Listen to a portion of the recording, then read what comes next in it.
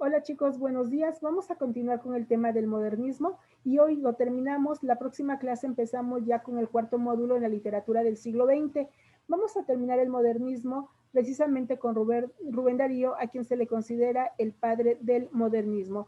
El modernismo, esta corriente que surge en Hispanoamérica, que surge a finales del siglo XIX y que toma como punto de partida el año 1888, porque es cuando aparece el libro llamado Azul, uno de los símbolos modernistas, y se le considera a Rubén Darío el padre de este movimiento. Vamos a ver entonces a este gran poeta y le comparto pantalla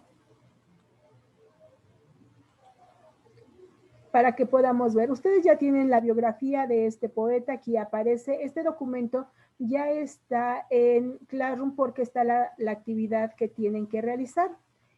Lo que van a hacer en Classroom es, ¿qué opinan de los poemas que vamos a leer aquí en clase de Rubén Darío? ¿Cuál es su percepción al respecto? Ese es uno. El segundo, vamos a ver al término, prácticamente al término de la clase, a unos poemas de Manuel Gutiérrez Nájera, un poeta mexicano, también de los representantes del modernismo. Por ello es importante verlo porque también en México tuvimos buenos modernistas. Vamos a empezar aquí con este poema, a Margarita de Baile, este poema que hace Rubén Darío, y este es de la primera etapa del modernismo, donde los detractores dicen que es un modernismo superficial, que no aporta, que es muy fantasioso, y vamos a ver el por qué. Aquí aparecen varias características modernistas, ustedes me van a decir cuáles son. A Margarita de Baile, Margarita, está linda la mar y el viento, lleva esencia sutil de azar, yo siento, en el alma una alondra cantar tu acento, Margarita te voy a contar un cuento. Este era un rey que tenía un palacio de diamantes, una tienda hecha de guía y un rebaño de elefantes, un kiosco de malaquita, un gran manto de tisú y una gentil princesita tan bonita, Margarita, tan bonita como tú. Una tarde la princesa vio una estrella aparecer, la princesa era traviesa y la quiso ir a coger. La quería para hacerla decorar un prendedor con un verso y una perla y una pluma y una flor. Las princesas primorosas se parecen mucho a ti. Cortan lirios, cortan rosas, cortan astros, son así. Pues se fue la niña bella bajo el cielo y sobre el mar a cortar la blanca estrella que la hacía suspirar.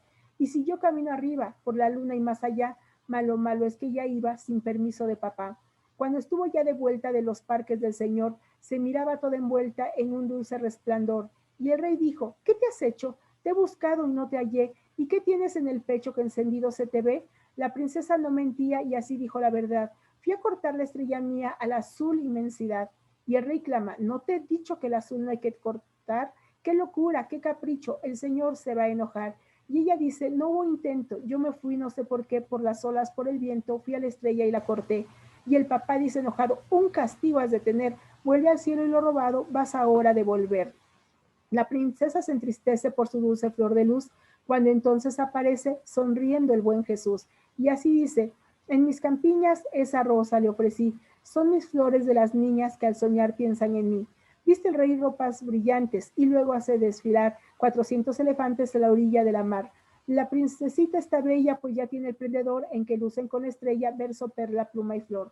Margarita, está linda la mar y el viento, lleva esencia sutil de azar tu aliento, ya que lejos de mí vas a estar, guarda niña un gentil pensamiento al que un día te quiso contar un cuento. Muy bien, este es el poema de A Margarita de Baile. Para empezar, este es un poema por la estructura. Sí se dan cuenta que tiene estructura poética, ¿verdad? Pero ¿qué nos dice que nos va a contar? ¿Qué nos dice que ¿Un nos cuento? un cuento? Entonces aquí, primero, está rompiendo con la estructura. ¿No? Es un poema, pero nos cuenta una historia. Las poesías no nos cuentan historias, no transmiten emociones, pero aquí lo hace. Es una primera característica modernista que rompe con los esquemas tradicionales. Segundo, aquí en la primera estrofa vamos a observar algo que hicieron los modernistas, como fue la renovación métrica. La renovación métrica es que dieron nuevas formas de realizar los versos y la poesía, y es que en la poesía tradicional se tiene que mantener la métrica. Por ejemplo, si es en decasílabo, todos son en decasílabos, o por lo menos muy semejantes. Puede haber un verso de 8 sílabas, uno de 7, uno de 9, porque no hay diferencia, solamente entre ellos es una sílaba. Pero aquí, ¿cuántas sílabas tiene el verso? Margarita está linda la mar. Saquen la métrica a este verso. Recuerden tomar en cuenta la sinalefa. Dígame cuántas sílabas hay en Margarita está linda la mar.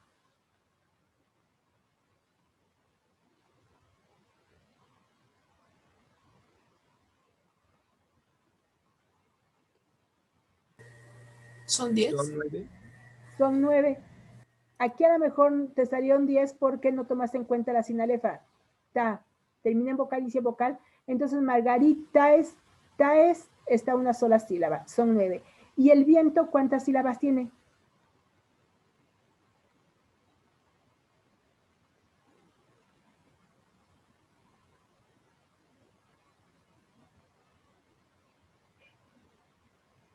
¿Cuántas sílabas tiene y el viento?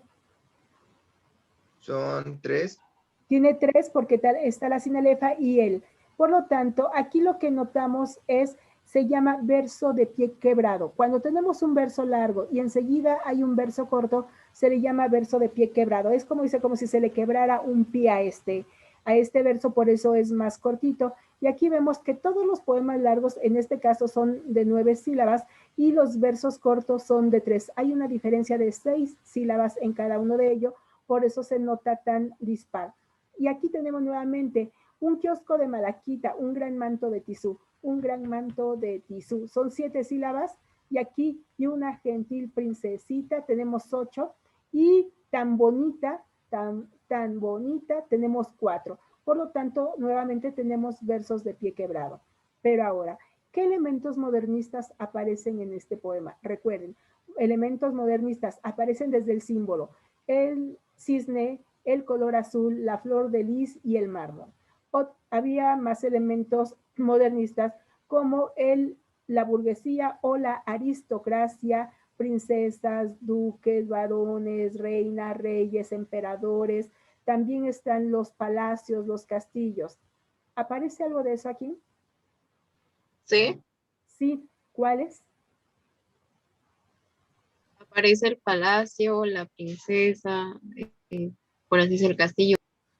Ajá, el palacio, la princesa y el rey. El rey que le llama la atención a su hija porque se fue a cortar el azul. Se menciona en 2 ocasiones el color azul, por lo tanto ahí aparecen estos símbolos modernistas. Y está hablando igual de que la niña es buena, es noble, por eso se va al cielo casi casi de paseo, se corta una estrella y se la pone como si fuera un prendedor, su papá la regaña y le dice que no tome las cosas del cielo porque son del Señor, pero aparece Jesús cuando la están regañando, digamos, y le dice que no, que él se lo regaló porque es una niña buena que que al dormir sueña con él.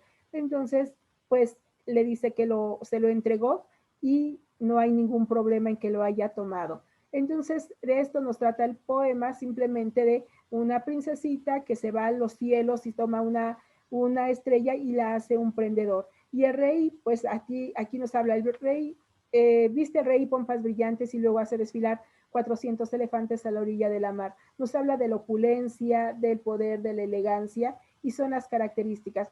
Por eso es que los antimodernistas decían que no tenían mucho sustento, que era frívolo, que era muy superficial el modernismo.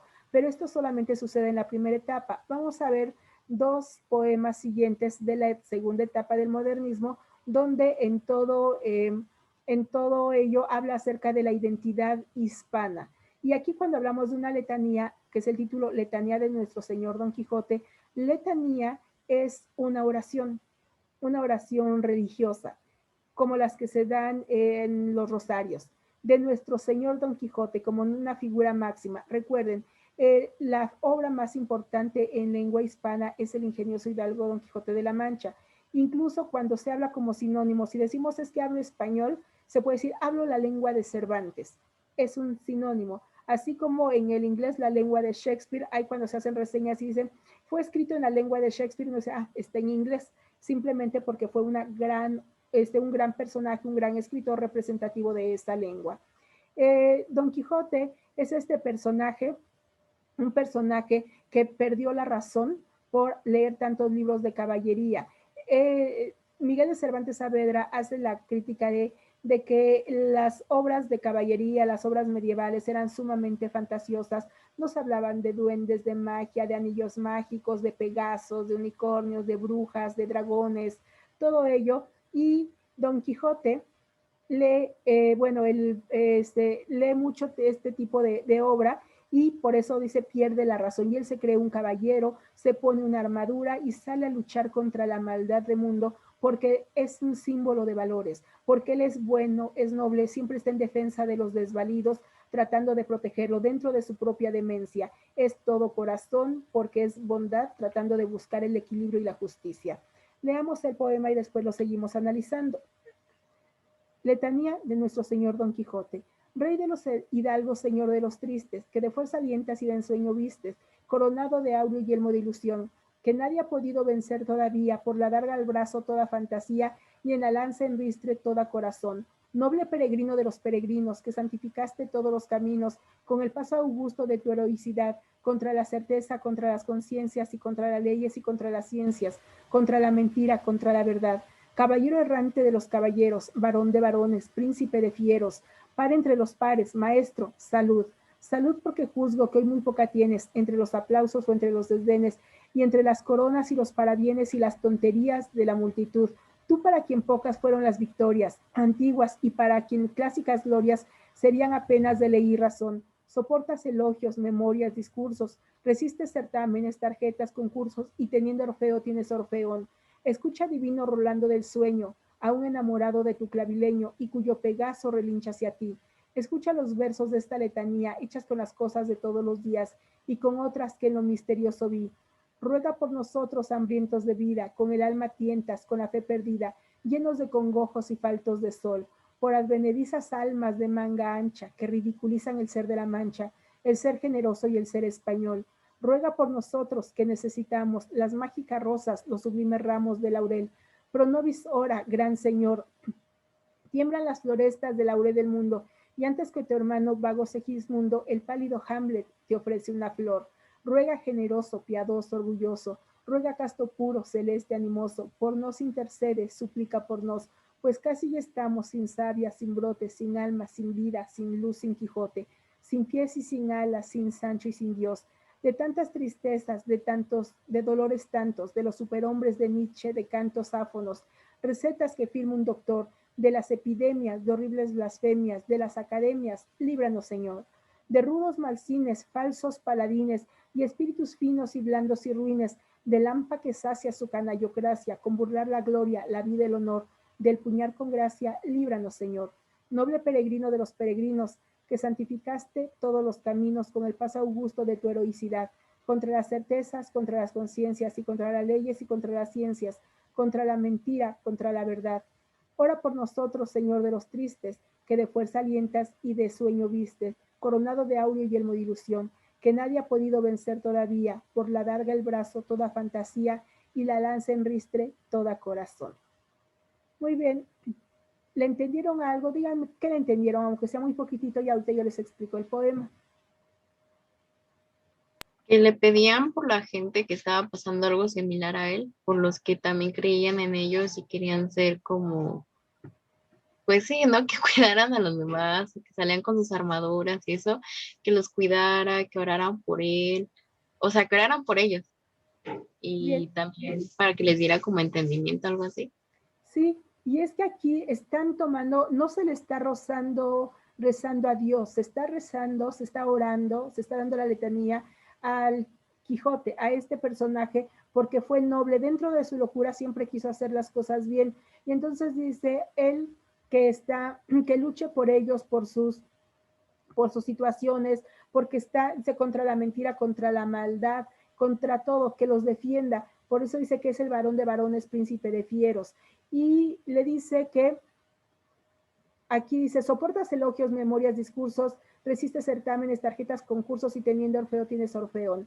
Aquí nos habla de que pues queriendo ser un gran dios, ahora sí apenas si fue un dios pequeñito, pero además, ¿cuántos certámenes o nombres están con el nombre de o de Cervantes o del Quijote? Por ejemplo, tenemos en Guanajuato el Festival Cervantino. que es un festival cultural que se realiza cada año en Guanajuato. Y por eso dice, soportas elogios, memorias, concursos, porque se da el premio Cervantes a la mejor obra escrita en español. O sea, hay muchos premios que se llaman pues como el Cervantes. Entonces dice, pues tiene que aguantarlo. Se habla aquí, Rolando es un libro que se llama Rolando el Furioso, que es uno de los principales libros de caballeros o de caballerías durante la Edad Media, y nos habla de los Pegasos, de rosas mágicas, cuando eso no existe, pero era parte de lo que aparecía en los cuentos de la Edad Media, los cuentos de caballerías. Por eso son puras fantasías. Le pide que ruegue por nosotros, que estamos hambrientos de vida, que ya no confiamos en nada, por cómo la vida nos ha tratado, que dignifique el que seamos de origen hispano, que hablemos español. Y recuerden, así como en las obras de carácter modernista, por llevarle la contraria a la Real Academia de la Lengua Española, que pide que se hable en español porque no acepta palabras en inglés, por ejemplo, que digamos sándwich cuando tenemos emparedado, que no digamos garage, que es francés, cuando tenemos cochera. Por llevar la contra, les había dicho ahí que utilizan muchos latinismos. Aquí tenemos pro nobis ora. Quiere decir igual que ruega por nosotros, eso significa, pero lo pone en latín. También cuando se hablan en palabras en francés o en inglés, es simplemente como para rebelarse ante las reglas rígidas de la lengua española. Después le pide que, dice, ruega generoso, piadoso, orgulloso, ruega casto puro, celeste, animoso, por nos intercede, suplica por nos. Aquí, esta es la parte, sobre todo, que parece más letanía. ¿Alguno de ustedes ha rezado o escuchado un rosario? Sí. Pues esta parte así se parece, ¿no? Como ruega por nosotros, piadoso, orgulloso, ruega casto puro, celeste, animoso, por nos interceder, suplica por nos. Sobre todo en la parte final de un rosario, cuando se hace una letanía precisamente de pedimentos, y esto se parece, por eso el título del poema. Nos pide que nos libre de los dolores y de aquí el superhombre de Nietzsche, cuando nos dice que el hombre, la finalidad del hombre no es lo que hemos sido ni lo que somos, sino el superhombre, eso es la meta, el hombre que viva sin conciencia, que aunque haga los actos, puede ser actos que ética o moralmente no sean buenos, pero si a él no le afectan, es que llegó al grado de superhombre. Entonces, ¿qué pasaría si todos hiciéramos lo que se nos viniera en gana, afectando a los demás con tal de cumplir nuestros propios deseos? Dice, por eso, líbranos, Señor, que lleguemos a eso, porque entonces si así somos agresivos, lo seríamos más, simplemente para llegar a ser el superhombre. De cantos sáfonos, o sea, sin sonido, de recetas de doctor, de las epidemias, de las academias, como la Real Academia de la Lengua Española, dice, líbranos, Señor. Y también nos habla aquí de espíritus finos y blandos y ruines, del AMPA que sacia su canallocracia. Otra característica es que inventan palabras. En el diccionario no van a encontrar canallocracia, no existe. Está formada por canalla y cracia de democracia, de gobiernos canallas, porque la mayoría de los gobiernos y gobernantes llegan al poder precisamente porque quieren poder, dinero, beneficios personales, pero no para su sociedad. Y por ello dice que nos libre de ellos, que nos libre también del puñal con gracia. El puñal de gracia son las traiciones falsas cuando nos dan una sonrisa, pero nos están apuñalando por la espada, por la espalda. Ese es el puñal con gracia. ¿A qué se refiere?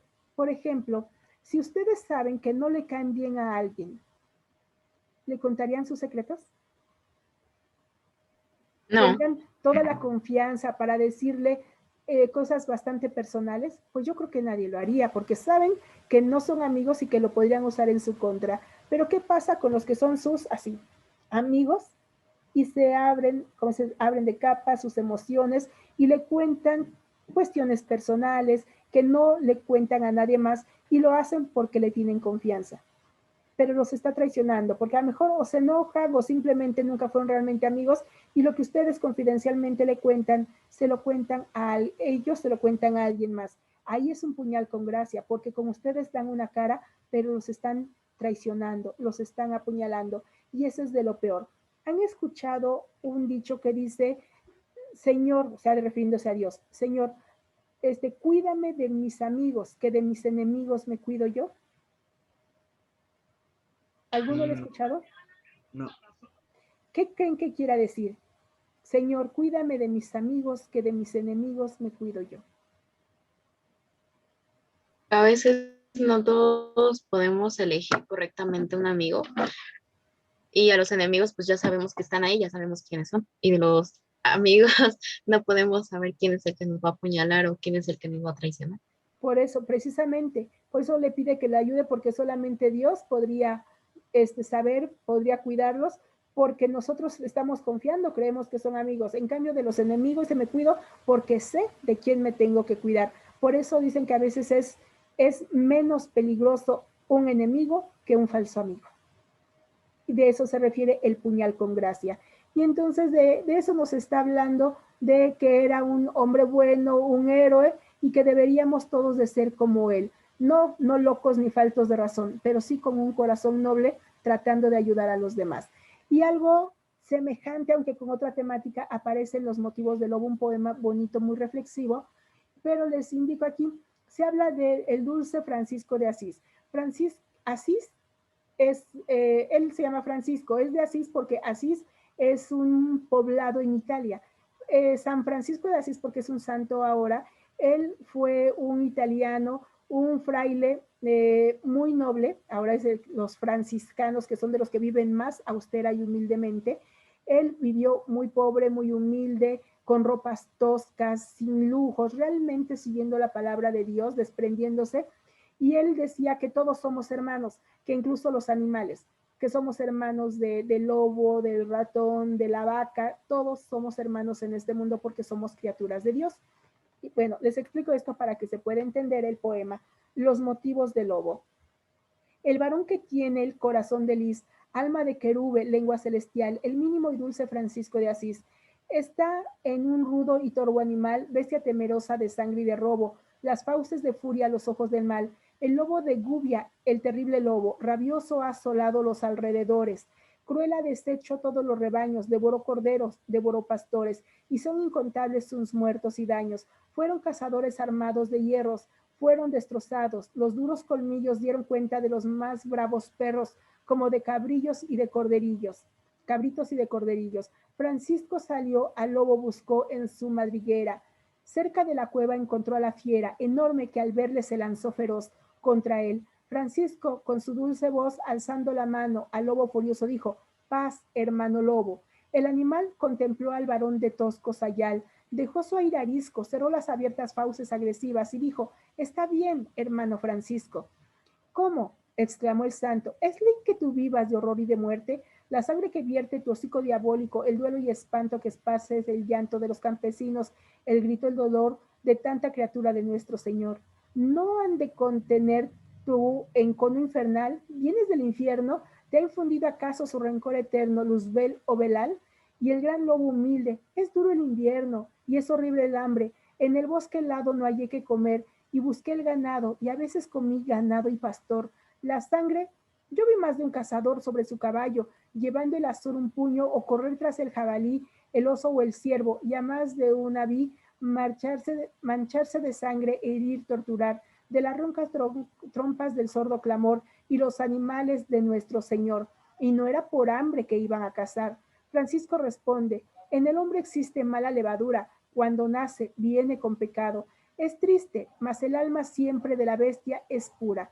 Tú vas a tener desde hoy que comer. Dejarás en paz rebaños y gentes en este país. Que Dios melifique tu ser montarás. Está bien, hermano Francisco de Asís. Ante el Señor que todo ata y desata, en fe de promesa, tiéndeme la pata.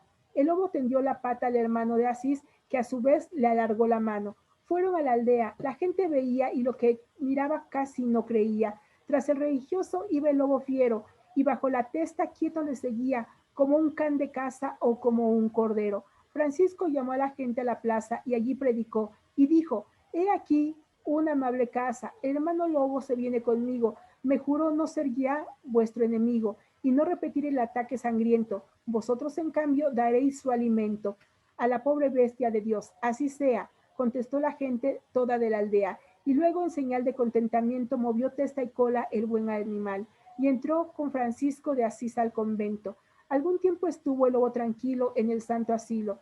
Sus vastas orejas los salmos oían y los claros ojos se le humedecían. Aprendió mil gracias y hacía mil juegos. Cuando a la cocina iba con los legos y cuando Francisco su oración hacía, el lobo las pobres sandalias lamía. Salía a la calle, iba por el monte, descendía al valle, entraba en las casas y le daban algo de comer. Mirábanle como un manso galgo. Un día Francisco se ausentó y el lobo dulce, el lobo manso y bueno, el lobo probo desapareció. Tornó a la montaña y recomenzó su aullido y su saña. Otra vez sintióse el temor, la alarma entre los vecinos y entre los pastores. Colmaba el espanto los alrededores. De nada servían el valor y el arma, pues la bestia fiera no dio tregua a su furor jamás, como si tuviera fuego de Moloch y de Satanás. Cuando volvió al pueblo el divino santo, todos le buscaron con quejas y llanto, y con mil querellas dieron testimonio de lo que sufrían y perdían tanto por aquel infame lobo del demonio. Francisco de Asís se puso severo, se fue a la montaña a buscar al falso lobo carnicero, y junto a su cueva halló a la limaña. En nombre del Padre, del Sacro Universo, conjuro te dijo, oh lobo perverso, que me respondas, ¿por qué has vuelto al mal? Contesta, te escucho. Como en sorda lucha habló el animal, la boca espumosa y el ojo fatal. Hermano Francisco, no te acerques mucho. Yo estaba tranquilo allá en el convento, al pueblo salía y si algo me daban estaba contento y manso comía. Mas empecé a ver que en todas las casas estaba la envidia, la saña, la ira, y en todos los rostros ardían las brasas de odio, de lujuria, de infamia y mentira. Hermanos a hermanos hacían la guerra, perdían los débiles, ganaban los manos, hembra y macho eran como perro y perra. Y un buen día todos me dieron de palos, me vieron humilde, lamía las manos y los pies, seguía tus sagradas leyes, todas las criaturas eran mis hermanos, los hermanos hombres, los hermanos bueyes, hermanos estrella y hermanos gusanos, y así me apalearon y me echaron fuera, y su risa fue como agua hirviente, y entre mis entrañas revivió la fiera, y me sentí lobo malo de repente, mas siempre mejor que esa mala gente, y comencé a luchar aquí, a me defender y a me alimentar, como el oso hace, como el jabalí, que para vivir tienen que matar. Déjame en el monte, déjame en el risco, déjame existir en mi libertad. Vete a tu convento, hermano Francisco, sigue tu camino y tu santidad. El santo de Asís no le dijo nada, le miró con una profunda mirada y partió con lágrimas y con desconsuelos y habló al Dios eterno en su corazón. El viento del bosque llevó su oración que era, Padre nuestro que estás en los cielos. ¿De qué trata este poema?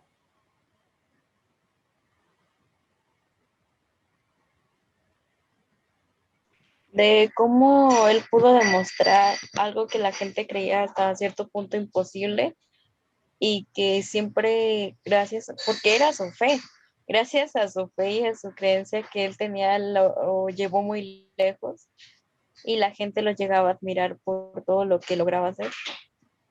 Muy bien. Y como estaba este lobo matando todos los rebaños, pero se comía también a los pastores, era muy sanguinario, por eso fue a hablar con él el hermano Francisco, hicieron un trato que él iban a alimentarlo, pero él no tendría que seguir matando, porque él dice, yo mato porque tengo hambre. Y le dice, pero yo he visto cómo hombres van matando animales y no lo hacen por hambre. Y entonces le dice él, es que el hombre pues es malo, nació con maldad, dice, pero todas las bestias son buenas. Y decide ir con él, hacen un trato, chocan pata y mano para cerrar el trato y les dice que al pueblo, a la aldea, que lo alimenten.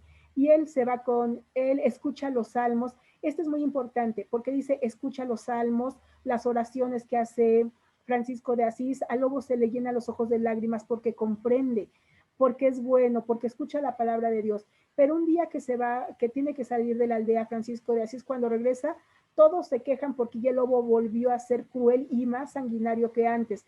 Y cuando se va a reprenderlo, Francisco de Asís le dice, es que dice, yo vi cómo es la gente. Dice, sí soy salvaje y soy fiero, pero no tanto es como ellos. ¿Por qué? Porque él entendió la palabra de Dios y sabe qué es lo bueno y lo malo. Y entonces vio a la gente como dice, todos son mentirosos, traidores, lujuriosos, se pelean entre ellos, hace la guerra el hombre contra el hombre y siempre gana el malo. Dice, ¿dónde está lo bueno que la palabra de Dios está dando? Dice, si los hombres actúan siempre con maldad, dice, son más fieras y más bestias y más malos que él mismo.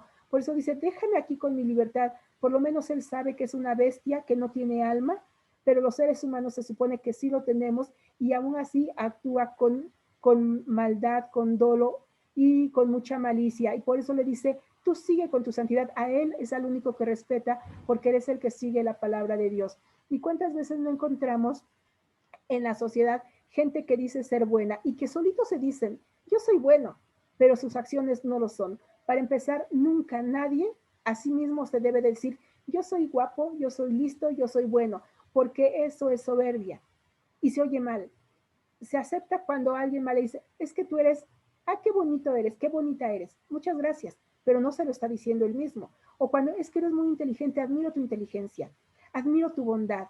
Eso es bonito porque otra gente está reconociendo los valores y méritos. Pero cuando uno se lo dice, oye, y la humildad, no seguramente también eres muy sencillito y carismático, ¿verdad? Entonces, por eso es que le dice, tú regrésate, porque además solamente esperaron a que se fuera Francisco para golpearlo terriblemente. El hombre es malo, el hombre es falso, el hombre es hipócrita, y como ya en filosofía se veía, el hombre es el lobo del hombre, el hombre siempre va a atacar al hombre y siempre el débil va a vencer, perdón, el fuerte va a vencer al débil. De esto nos trata este poema que aunque es del lobo, nos habla de la reflexión de cómo es el hombre. Y bueno, esos son los poemas de Rubén Darío que tienen que decir qué les parecieron. La tarea consiste, ya está en Classroom, van a leer este poema de la duquesa Hoff y van a señalar todas las características que tiene el modernismo que aparezcan aquí, como la duquesa, porque duquesa es un título nobiliario, entonces hay aristocracia, y por ejemplo leemos tres estrofas. En dulce charla de sobremesa, mientras devoro fresa tras fresa, y abajo ronca tu perro Bob, te haré el retrato de la duquesa que adora a veces el duque Job. No es la condesa de Villasana, caricatura ni la poblana, de Nagua Roja que Prieto amó. No es la criadita de 10 nudosos, ni la que sueña con los gomosos, ni con los gallos de mi color. Mi duquesita, la que me adora, no tiene humo de gran señora, no es la griseta de Paul de Kock. No baila Boston ni desconoce de las carreras el alto goce de los placeres del 5 o'clock. Aquí ya tenemos varias características. 5 o'clock, una palabra en inglés. Tenemos desde aquí duquesa, tenemos la palabra duquesa, duque, condesa, que son títulos nobiliarios. Pueden ustedes subrayarlos o si lo van a hacer en el cuaderno, ponen la duquesa Hoff, características modernistas y la subrayan aquí, o en el cuaderno simplemente van anotando porque hay muchas palabras que están o en francés o en inglés como Madame Marnat. Madame es señora, pero en francés. Ahí tenemos otra. Aquí tiene un perro tan blanc, tan chut, es lengua extranjera. Y así van señalando las características que aquí aparezcan. Pero lo que quiero que veamos rápidamente es el siguiente poema. Este es el modernismo de primera etapa, este es de segundo. Para entonces, quiero morir cuando decline el día, en alta mar y con la cara al cielo, donde parezca un sueño la agonía y el alma un ave que remonte el vuelo. No escuchar en los últimos instantes, ya con el cielo y con el mar a solas, más voces ni plegarias sollozantes que el majestuoso tumbo de las olas. Morir cuando la luz triste reitera sus áureas redes de la onda verde y ser como ese sol que lento expira, algo muy luminoso que se pierde. Morir y joven, antes que destruya el tiempo al leve la gentil corona, cuando la vida dice, aún soy tuya, aunque sepamos bien que nos traiciona. Entonces aquí vemos, muchachos, en este poema que se llama Para entonces, donde dice, cuando ya llega en el ocaso de la vida, dice, hay que despedirse cuando se diga la vida aún soy tuya, es decir, cuando uno está fuerte. Aquí lo que él dice, que le gustaría morir cuando es fuerte, cuando todavía tiene un poco de lo resta que de juventud, cuando puede valerse por sí misma. Cuando sepamos, dice, la vida nos diga aún soy tuya, aunque sepamos bien que nos traiciona, porque él no quiere llegar a la vejez donde no pueda valerse ni por sí mismo. Entonces quiere morir tranquilo, cuando todavía no sea muy viejo, cuando quiera pueda disfrutar aún de la vida, morir viendo un atardecer y descansar así el último de sus días. Entonces es una reflexión que quiere hacer de su vida. Pasa la diferencia se nota el poema de la duquesa, que es como muy infantil, a este que es reflexivo y se nota que ya es un hombre de mayor edad. Bueno, chicos, estamos por terminar la clase y nos vemos el próximo jueves ya con literatura del siglo XX. Cuídense mucho, chicos. Hasta pronto y que tengan un bonito día. Gracias, profe. igual bonito día. Hasta luego. Hasta luego. Se cuida. Gracias igualmente.